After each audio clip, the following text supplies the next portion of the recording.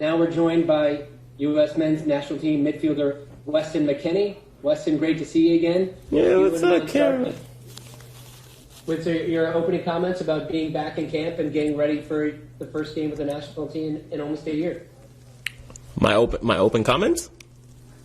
Yes, please. Oh, no, I mean, it's good to be back in. It's good to see the boys. It's good to see, the whole staff. And like you said, we haven't been in over a year, so there's a lot of catching up to do with the guys. And it's just good to be in a different environment and back in this one for sure. So definitely something I think all of us missed. Thanks, Weston. And we're going to start with Jeff Carlisle from ESPN. Hey, Weston. Obviously today is Veterans Day in the U.S., and your dad is a veteran. What's it like, playing, close to that day, and what does today mean to you? No, I mean, today, obviously, I sent my dad a text and told him Happy Veterans Day.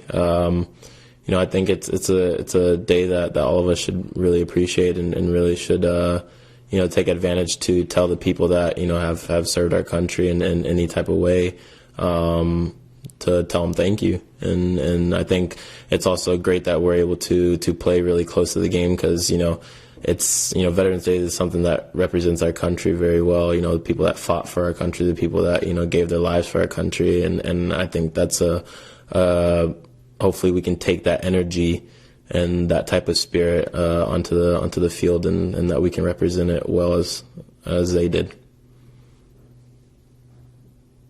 Thanks. Next we'll go to Ivis Galarcep. Weston, I wanted to ask you about two of the guys in camp, Gio and John Brooks. Obviously, Gio, his first U.S. national team camp, Gio Reyna, you've obviously seen him play in the Bundesliga. What's it been like kind of working with him, and what do you think of him? What does he bring to the table? And John Brooks, one of the veteran guys, how important is he to everything you guys do, and how important is he going to be in this next cycle with so many young guys coming up? What's your background? What's your stadium? Huh? What is that? Okay. No, I think, like you said, it's Gio's first time in here. So, he's had experience with the youth teams. He's had great experience and exposure with the Dortmund side as well. You can see it's always, we try to say, and I experience it myself, even though you may play for a very talented club outside, it's always a different environment here, playing for the national team. And he's adapted really well. You can see it in training. I can play combinations with him. He's quick on the ball. He's doing what he's meant to be doing, and he's excelling at it as well, which is really amazing for a kid of his age. And John Brooks, I haven't seen him in a while either, but he's definitely alongside Tim Ream, some of the veterans on the team. I think they're very important because at the same time, I've had my experiences here. Tyler Adams had their experiences here. Christian Pulisic had their experiences here. Many people have, but at the same time, we're so close to the ages of the kids that are coming in, all the young players, that it's a little hard for them to look at us as like an authority figure or like as a person that they really have to pay attention or listen to whenever they try to give them advice or say something. So Tim Ream and John Brooks, they're a little bit they're older than us, so they have a little bit more experience and a little bit more like okay, this guy's older than me, like let me show him some respect. Like I said, we're closer to their age, so they feel like they can connect. We're kind of like the bridge, close to their age and bridge to John Brooks and Tim Ream as well. So, but I think they're really important to have around, and they'll help us for sure. Next will be Drake Hughes from Sky Sports. Hey, Weston. I hope you're well. Just a quick couple of questions. Just first of all, we've been extremely intrigued here in the UK. Premier League and all international matches, Weston, all the players really want to mark Black Lives Matter movement. They always take a knee before kickoff. We've heard that you may be planning something to show for an anti-racism cause tomorrow night.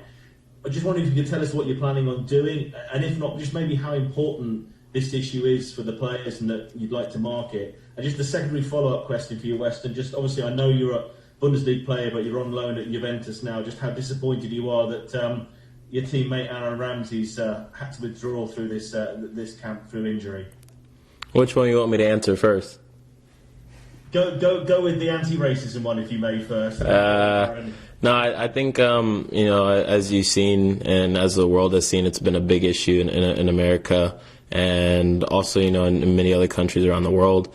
I won't go into as much detail as to what we're doing because we kind of want it to be a powerful message and for people to see it firsthand tomorrow. But it's definitely something that we've thought about. It's something that we have talked with the whole group and the whole federation about. And the beauty of it is that, no matter the color of our skins or no matter the ideas or not even the matter of, who voted for who in the elections, we've had tremendous support with this whole process. And it's something that we're really looking forward to showing tomorrow.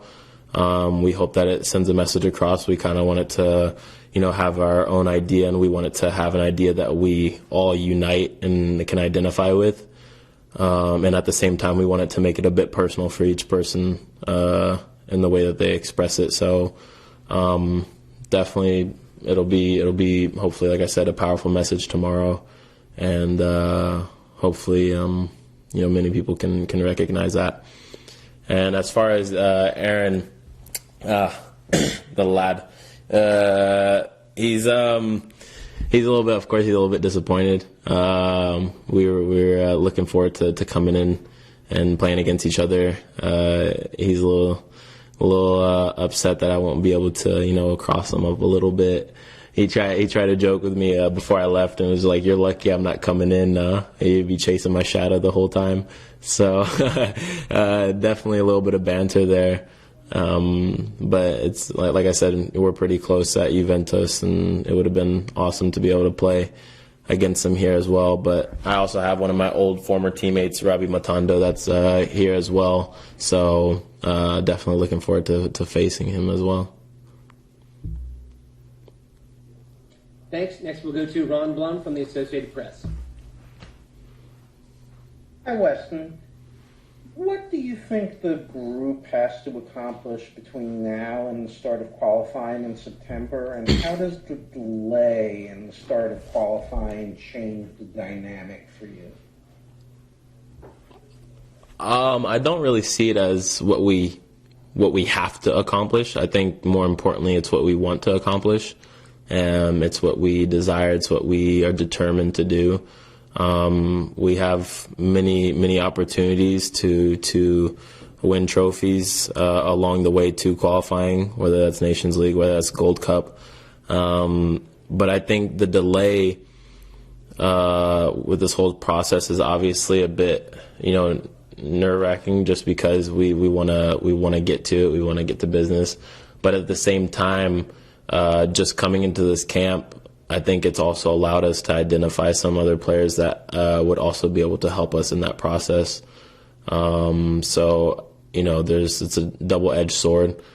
We want to get in and we want to get it done, and we want to, obviously qualify, and so that we know that we're, looking forward to the World Cup. But at the same time, we also were able to take advantage of this time and maybe come out with the best possibility and the best roster and as possible to get that job done as well. So, it allows us to prepare a little bit more, and it allows us to maybe get some games and more competition as a team and experience, just to build the chemistry before we go and play into CONCACAF, because CONCACAF, I've never had to experience it yet, but from what I've been told and what I've seen and just some teams that we have played in the past that, would be playing in CONCACAF, it's not something that should be taken lightly, and it's not something that will be easy. So I think it's, like I said, a double-edged sword. Next will be Paul Tenorio from The Athletic. Hey, Weston. I know you and Tyler and Christian are pretty tight. You've only been able to play one game together, the three of you, with the senior national team. Obviously, Christian leaving camp means we'll have to wait longer to see the three of you on the field together with the U.S. How frustrating has that been among the three of you that with all the excitement around this group, we've not had much to see the three of you together with the U.S. press on? I mean, it's not only frustrating for the fans and for you guys as well. It's frustrating for us. You know, we really want to be on the same field and we want to play at the same time, but you know, it hasn't been that way. We've had injuries in the past. Tyler had a really long injury, an absentee. Christian's been unlucky with his recent injuries and just in the past as well. I've missed the camp as well, so it's something that we're still looking forward to and something that we're definitely fighting towards to be able to accomplish, hopefully sooner rather than later. Just so, you know, we kind of know we have a chemistry, we have an understanding of how we play, of how each player, one of us contributes, of, you know, how to play off of each other. So that's why it makes it also a bit nerve-wracking for us, because we know that we could possibly have a really, really good connection on the field as well. I think Christian and me kind of, you know, displayed a little bit of our connection that we have built and that we've had in Gold Cup, and now we're just waiting, and hopefully that we can get us all three on the field at the same time, and that way we can all, you know, see how good the connection is, and hopefully pull out some wins with the whole team and play off each other. Next, we'll go to Doug McIntyre from Yahoo. Thank you, Michael. Thanks for doing this, Weston. It's Veterans Day. You were asked about it earlier. Greg, in his opening remarks, mentioned that there's a staff member who's a military veteran who's shared some stories with you. Can you just tell me and tell us what that means for a team when you hear stories like that, and maybe, you know, give an example of something he said that sort of resonated with you? Thank you. No, I mean, we do have we have one of our guys here that you know served and is continuously still serving whenever he's called to duty. So it's definitely something that like I said before, you appreciate. It's definitely something you look at and say, you know, thank you for what you're doing constantly and continuously now.